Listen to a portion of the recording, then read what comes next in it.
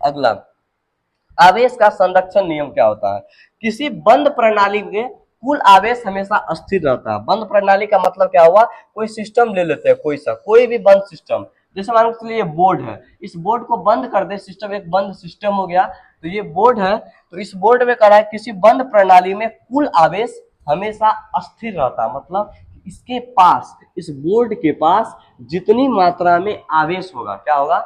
आवेश होगा, वो अस्थिर रहेगा। मतलब कुछ समझे नहीं? अस्थिर रहेगा। अस्थिर रहने का मतलब है कि ये न घटेगा न बढ़ेगा। मतलब बढ़ने का मतलब क्या हुआ कि कहीं और से ला करके इसमें दे देंगे तो इसका आवेश का मान बढ़ जाएगा, या इसमें से कोई कुछ आवेश खत्म कर देंगे तो आवेश का मान घट जाएगा। ये इस तरीका से घटेगा बढ़ेगा नहीं, बल्कि ये स्थानांतरित करके घटेगा बढ़ेगा। मतलब कि एक जगह जैसे इस बोर्ड के साथ किसी दूसरे सबस्टांस को या पदार्थ को रगड़ेंगे, घर्षण करेंगे, तो इनका कुछ आवेश का आदान प्रदान अगल बगल में हो जाएगा। क्या हो जाएगा? आवेश का आदान प्रदान हो जाएगा। तो इस तरीका से क्या हो जाएगा कि समान और समान, सॉरी, किसी बंद प्रणाली में कुल आवेश अस्थिर रहेगा। क्या रहेगा?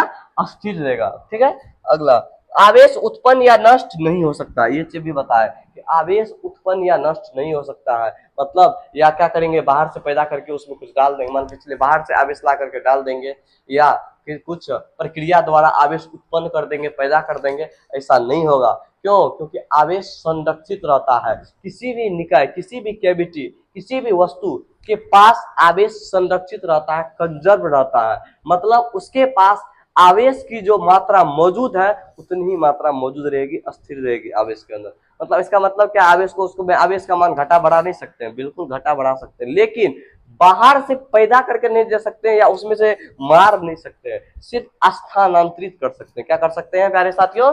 स्थानांतरित कर सकते हैं। सिद्धांत से हम क्या समझते हैं, चलिए इसके बारे में जानते हैं। पहला चीज जानते हैं कि आवेश का संरक्षण सिद्धांत होता क्या है। संरक्षण, ये संरक्षण का मतलब क्या हुआ? रक्षा करना। क्या करना?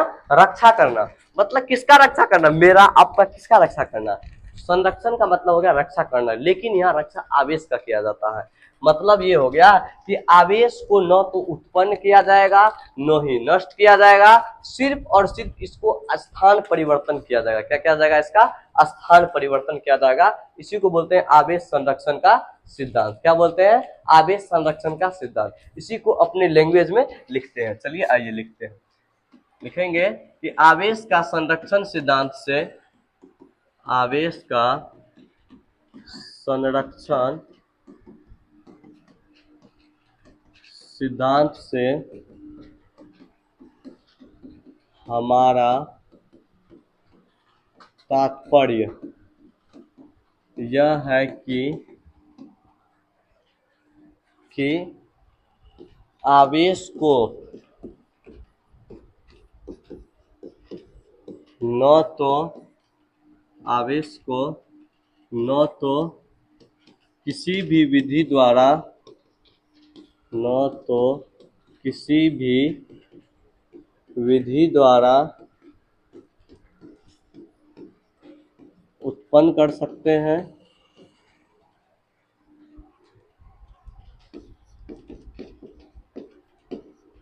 उत्पन्न कर सकते हैं, और न ही किसी भी विधि द्वारा, और न ही किसी भी विधि द्वारा नष्ट कर सकते हैं।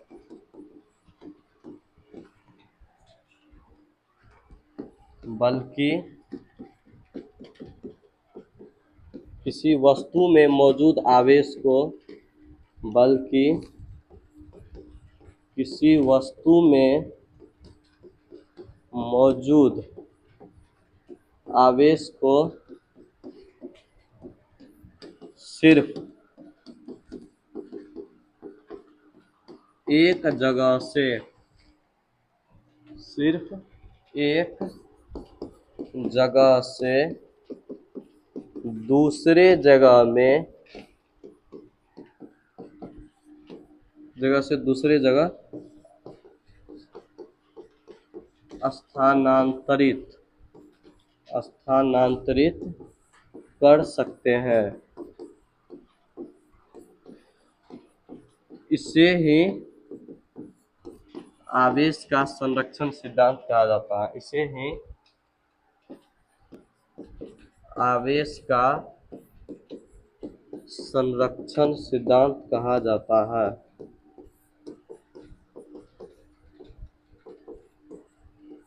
इसे ही आवेश का संरक्षण सिद्धांत कहा जाता है।